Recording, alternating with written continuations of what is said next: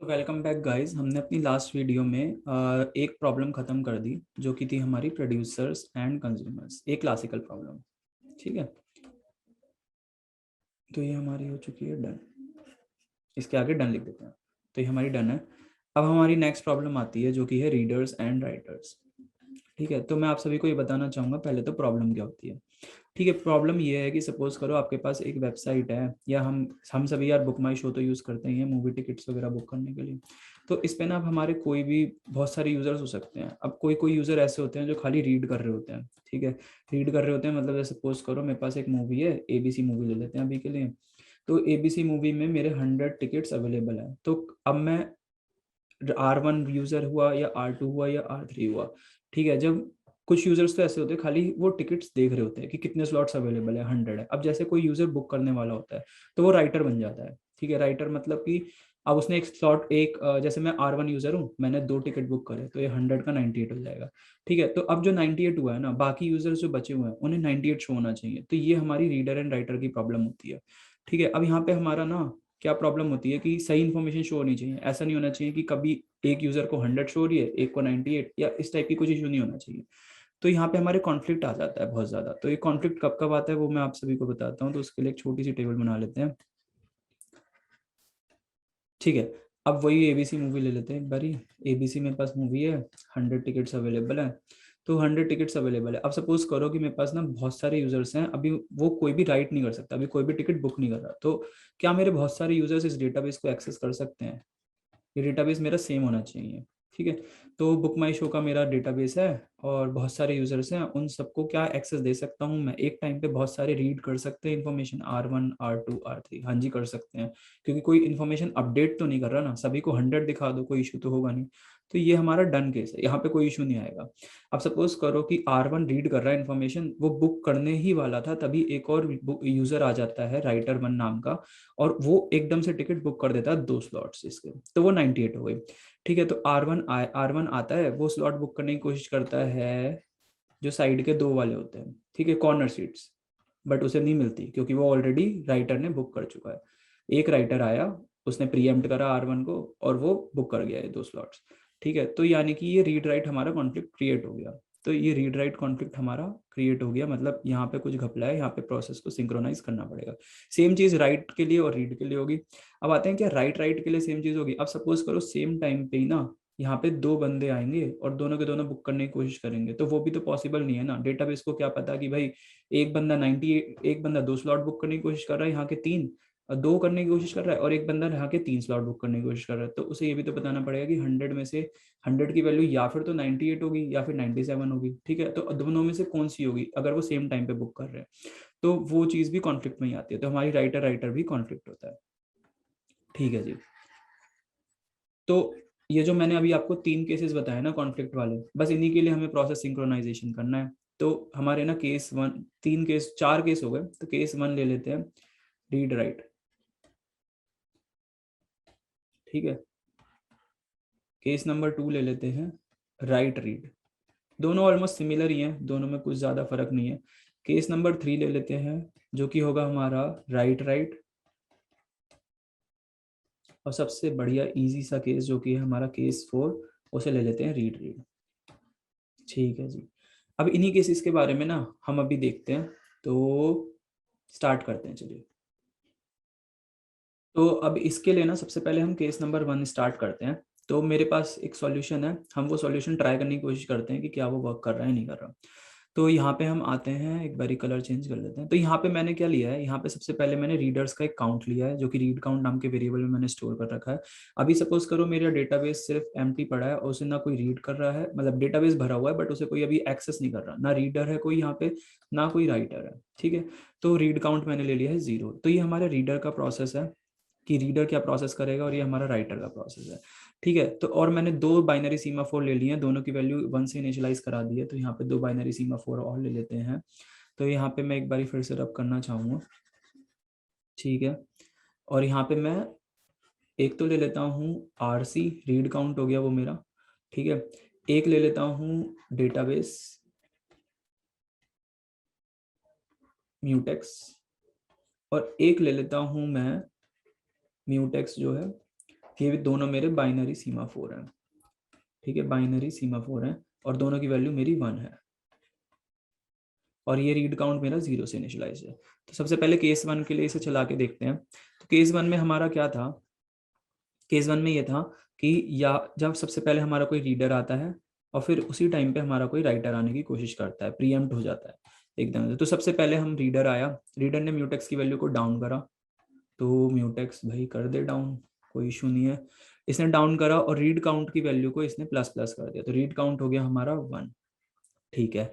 अब read count की value क्या 1 है, हाँ 1 है, तो डाउन करेंगे डेटाबेस के म्यूटेक्स को। तो यहाँ पे जो डेटाबेस का म्यूटेक्स है ना, जो मैंने ये बना रखा है डेटाबेस का बाइनरी सीमाफोर, तो ये सीमाफोर क्या कर रहा है, ये सीमाफोर ना बेसिकली ये बता रहा है कि भाई अभी यहाँ पे मेरे डेटाबेस में रीडर्स प्रेजेंट हैं, तो राइटर को आने की एक्सेस नहीं है, ठीक है। तो अगर राइटर आता है तो बेसिकली उस टाइम पे मेरा कॉन्फ्लिक्ट क्रिएट हो सकता है, जो अभी हमने पीछे देखा था, तो इसलिए हम राइटर को एक्सेस अभी नहीं देंगे, ठीक है। फिर उसके बाद सपोज करो कि अब उसके बाद वो डेटाबेस हमारा बाइनरी सीमाफोर डेटाबेस वाला जो हमने 0 कर दिया, अब उसके बाद बाहर आया, बाहर आने के बाद उसने अप करा म्यूटेक्स को, म्यूटेक्स हमारा अप हो गया है, 1 हो गया है। अब वो रीडर आया और वो यहाँ पे डेटाबेस को एक्सेस कर रहा है, तो यहाँ पे R1 हमारा आ चुका है और डेटाबेस को एक्सेस कर रहा है। अब इसी टाइम पे हमारा एक राइटर आता है, ठीक है, राइटर के लिए हम ब्लू पेन ले लेते हैं। तो अभी हमारा राइटर आया, वो कहता है भाई मैं भी एक्सेस करना चाहता हूँ, तो राइटर आया, हमने कहा ठीक है भाई आ जाओ। तो यहाँ पे राइटर का कोड चलाएगा, अब वो डाउन करेगा डेटाबेस को, ठीक है। डेटाबेस मेरा ऑलरेडी 0 पे है, अगर ये इसे डाउन करने की कोशिश करेगा तो ये -1 करने की कोशिश करेगा, जो कि नॉट पॉसिबल है, ठीक है। तो -1 करने की कोशिश करेगा, इम्पॉसिबल है। तो अब यहाँ पे क्या होगा, यहाँ पे ये हो जाएगा ब्लॉक्ड और ये हमारा चला जाएगा इनफाइनाइट वेट में। तो जो हमारा राइटर 1 आया ना, वो हो गया है ब्लॉक्ड और ये चला गया है इनफाइनाइट वेट में, ठीक है जी। तो केस 1 में हमारा जो हम चाह रहे थे वो चीज हमारी सही हो गई और हमारा डेटाबेस में अगर कोई रीडर प्रेजेंट है तो राइटर नहीं आ पा रहा, तो केस 1 के लिए तो इट्स वर्किंग फाइन, डन है जी, ठीक है। अब हम नेक्स्ट केस की तरफ बढ़ते हैं।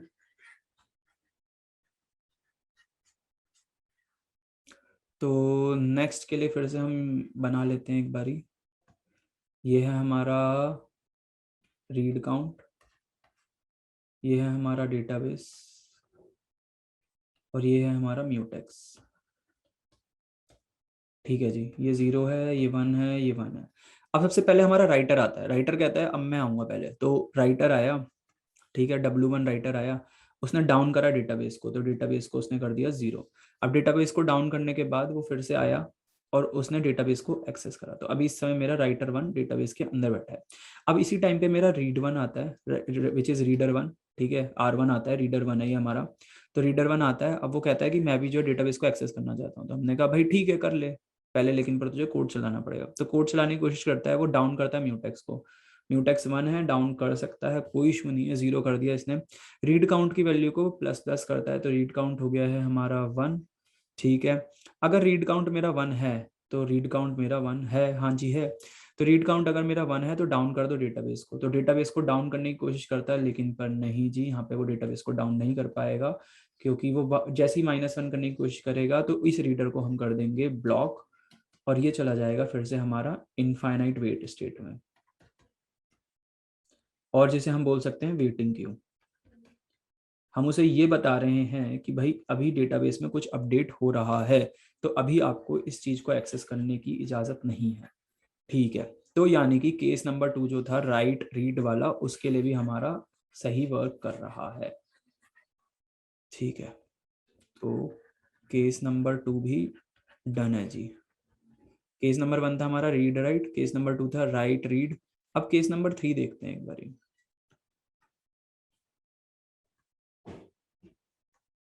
जो कि होगा हमारा राइट राइट। तो केस नंबर 3 के लिए देखते हैं एक बारी, हमारा सबसे पहले वो बना लेते हैं, ये है हमारा RC, ये है हमारा डेटाबेस और ये है हमारा, ये दोनों हमारे बाइनरी सीमाफोर हैं, बाइनरी सीमाफोर है, और ये है मेरा म्यूटेक्स, ये हमारा 1 है, ये हमारा 1 है, ये हमारा 0, ठीक है। तो सबसे पहले हमारा फिर से राइटर आता है, राइटर बोलता है भाई मेरे को डेटाबेस एक्सेस करना है, तो वो अपने डेटाबेस वाले बाइनरी सीमाफोर को 0 करता है। 0 करने के बाद वो राइटर यहाँ पे एक्सेस कर चुका है। ठीक है, W1 राइटर आ गया है, राइटर 1 है हमारा, वो आया, उसने डेटाबेस को एक्सेस करने की कोशिश करी, वो डेटाबेस के अंदर अभी बैठा हुआ है।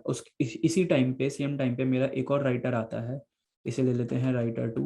राइटर 2 यानी कि W2 आया, वो करता है, वो नीचे आता है, डाउन करने की कोशिश करता है डेटाबेस वाले सीमाफोर को, लेकिन पर वो इसे डाउन नहीं कर पाएगा, ये नॉट पॉसिबल है। तो इसकी वैल्यू ऑलरेडी 0 रहेगी, और जो राइटर 2 होगा वो मेरा फिर से चला जाएगा इनफाइनाइट वेट स्टेट में। और इनफाइनाइट वेट से मेरा मतलब है वेटिंग क्यू, मतलब जब तक जो है राइटर इसके अंदर प्रेजेंट है, ठीक है, राइटर 1 इसके अंदर प्रेजेंट है, भाई तू एक्सेस नहीं ले सकता। ठीक है, तो ये हमारा चला गया वेटिंग क्यू में। तो यानी कि W केस यानी कि राइट राइट केस वाला भी हमारा डन है, कि एक टाइम पे एक ही राइटर हमारा एक्सेस कर सकता है डेटाबेस को, मल्टीपल राइटर्स एक टाइम पे एक्सेस नहीं कर सकते।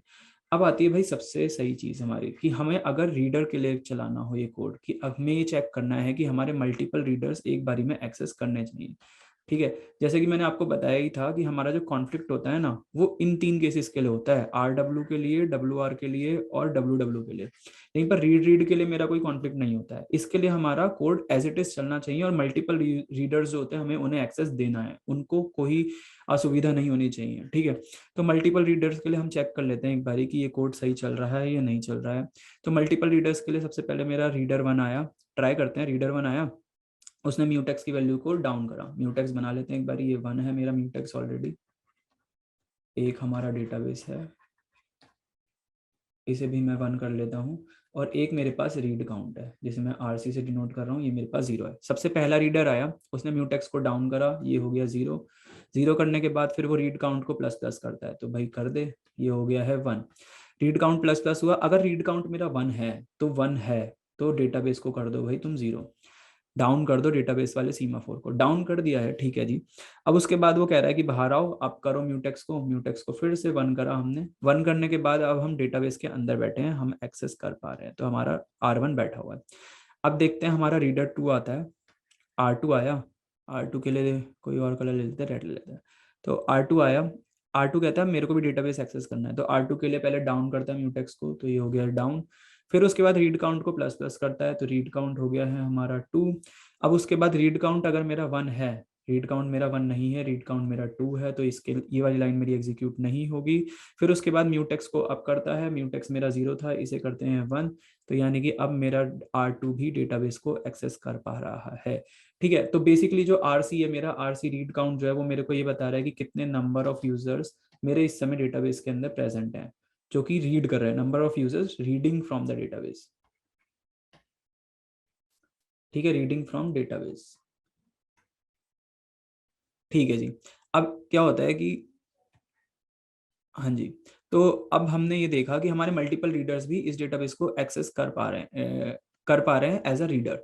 ठीक है, तो यानी कि रीड का जो हमारा कॉन्फ्लिक्ट नहीं था, लेकिन पर हमें वो कंडीशन हैंडल करवानी थी अपने सॉल्यूशन के थ्रू, तो वो भी हमारी डन है जी, हैंडल हो रही है। ठीक है, अब यहीं पर ही ना हम ये देखते हैं कि हमारे इस समय 3 यूजर्स डेटा, दो रीडर्स हमारी डेटाबेस के अंदर प्रेजेंट हैं, तो हम ये चेक करते हैं कि क्या कोई और राइटर आ सकता है क्या, या फिर एक और रीडर लेके जाते हैं और उस पर ट्राई करते हैं। हमारा आप सपोज करो कि R3 नाम का एक और रीडर आया। ठीक है, R3 रीडर आया, अब वो भी कहता है भाई मेरे को भी डाउन करो, म्यूटेक्स की वैल्यू को हमने कर दिया डाउन। फिर हम रीड काउंट को करते हैं प्लस प्लस, रीड काउंट हो गया है हमारा 3। फिर उसके बाद हम चेक करते हैं कि क्या रीड काउंट मेरा 1 है, रीड काउंट मेरा 1 नहीं है, रीड काउंट मेरा 3 है, तो यानी कि ये लाइन मेरी एग्जीक्यूट नहीं होगी। फिर उसके बाद उसने अप करा म्यूटेक्स को, जो कि हो गया है 1, और हम डेटाबेस के अंदर एक्सेस कर पा रहे हैं। तो इस समय मेरे पास 3 मेरे रीडर्स प्रेजेंट है डेटाबेस के अंदर, R1, R2 एंड R3। अब सपोज करो यहाँ से मेरा एक रीडर का काम हो गया, अब वो बोलता है भाई मैंने रीड कर लिया, अब मेरा काम खत्म है, अब मेरे को बाहर निकलना है, तो वो ये लाइन ऑफ कोड यूज करेगा। एक बारी थोड़ा सा यहाँ पे जाएंगे। ठीक है जी, तो वो यहाँ पे आया, अब उसके बाद वो करता है, एक सेकेंड। ठीक है, तो अब वो आया, अब वो आने के बाद सबसे पहले डाउन करता है म्यूटेक्स को, तो म्यूटेक्स मेरा 1 है, इसे कर देते हैं 0। 0 हो गया mutex, read count equal to read count -1। Read count मेरा 3 था, तो 3 से अब हम जा रहे हैं, हमारा रीडिंग का काम खत्म हो चुका है, तो आप हमारे काउंट को डिक्रीज कर दीजिए। तो वो हो गया 2। अब उसके बाद हम चेक कर रहे हैं कि रीड काउंट मेरा 0 तो नहीं है। अब गाइज यहाँ पे हम क्या चेक कर रहे हैं मैं आपको बताता हूँ। तो मैंने आपको बताया था कि जो डेटाबेस नाम का हमारा बाइनरी सीमा 4 है ना, हम इसका यूज इसलिए कर रहे हैं, हम ये चेक कर रहे हैं कि क्या मेरा कोई रीडर प्रेजेंट तो नहीं है। तो अगर मेरा रीड काउंट मेरा 0 हो जाता है, यानी कि मेरा लास्ट रीडर आता है और वो कहता है भाई मैंने रीड खत्म कर लिया है, अब किसी को अगर कुछ और करना है, राइट करना चाहता है कोई बंदा, तो वो आके राइट कर सकता है। तो रीड काउंट इक्वल टू 0 पे हम ये चेक कर रहे हैं कि क्या मेरे सारे रीडर्स एग्जिट कर गए हैं डेटाबेस को पढ़ के। फिर अगर वो ऐसी कंडीशन ट्रू हो जाती है तभी हम इस वाले जो हमारा बाइनरी सीमा 4 है ना डेटाबेस, इसे हम 1 करते हैं। नहीं तो तब तक जो भी राइटर आने की कोशिश करेगा ना, वो हमेशा ब्लॉक होता रहेगा। चाहे राइटर 1 हो चाहे 2 हो, ये सारे के सारे ब्लॉक होते रहेंगे जब तक मेरा एक भी रीडर इसके अंदर प्रेजेंट है। ठीक है, तो यही था इस पूरे सॉल्यूशन का हमारा जो कि हमने तीनों केस हैंडल कर लिए हैं जो भी हमारे कॉन्फ्लिक्ट क्रिएट कर रहे थे, RW, WR एंड WW। और इसी के साथ जो हमारा कॉन्फ्लिक्ट नहीं कर रहा था केस, जो कि हमारे लिए बहुत इंपॉर्टेंट था कि भाई मैं कॉन्फ्लिक्ट नहीं कर रहा हूँ बट स्टिल हमने मल्टीपल रीडर्स को भी एक्सेस कर दिया है इसमें, यानी कि हमारे मल्टीपल रीडर्स भी एक टाइम पे साइमल्टेनियसली डेटाबेस को एक्सेस कर सकते हैं। लेकिन पर मल्टीपल रीडर एंड राइटर मेरे, अगर एक भी राइटर मेरा प्रेजेंट है तो उस टाइम पे मेरा कोई भी रीडर ना राइटर कोई भी नहीं आ सकता। मतलब एक टाइम पे एक ही राइटर अगर प्रेजेंट, एक भी राइटर अगर मेरा प्रेजेंट है तो ना रीडर आएगा उस टाइम पे ना कोई राइटर आएगा। तो ये चीज भी हमने इस केस में हैंडल कर लिया। So that will be all from this video guys. अभी हम नेक्स्ट वीडियो में अपनी नेक्स्ट प्रॉब्लम की तरफ बढ़ेंगे जो कि हमारी है डाइनिंग फिलोसोफर्स की problem. So thank you all for watching, have a nice day.